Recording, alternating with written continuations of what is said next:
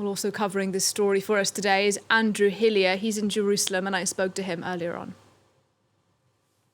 It's very hard to verify information coming out of the Gaza Strip, as you know. There are no international observers, very few journalists on the ground. Hamas is saying 104 people were killed. The Al-Shifa hospital, which is nearby where that incident took place, says 50 people were killed at least. Now, it happened this morning just west of Gaza City after the arrival of an aid convoy. Now, the Israeli army saying that a group of Palestinians rushed towards that aid convoy to get their hands on much-needed humanitarian aid.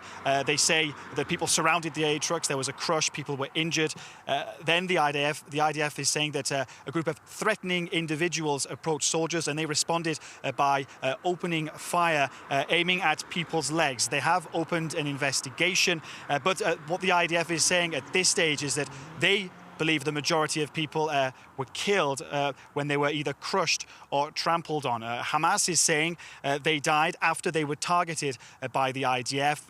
And this all, of course, coming on top of another grim milestone today. More than 30,000 Palestinians killed, the majority of them women and children, since October. That's according to Hamas. The humanitarian situation in northern Gaza and across Gaza as well can only be described as simply catastrophic. Just yesterday, just over 30 aid trucks made it to the northern part of the territory, providing Palestinians with much needed relief. The UN says that before this week, they hadn't been able to get a major aid delivery to the north of the territory for at least a month now. Aid convoys have been targeted by gangs. The food has been sold on the black market. Otherwise, the convoys have been targeted by people who are simply starving and desperate to get their hands on food. There have in the meantime been attempts to get aid to people with airdrops, but it simply isn't enough to meet the needs of those people. The only real way to do that efficiently is over land.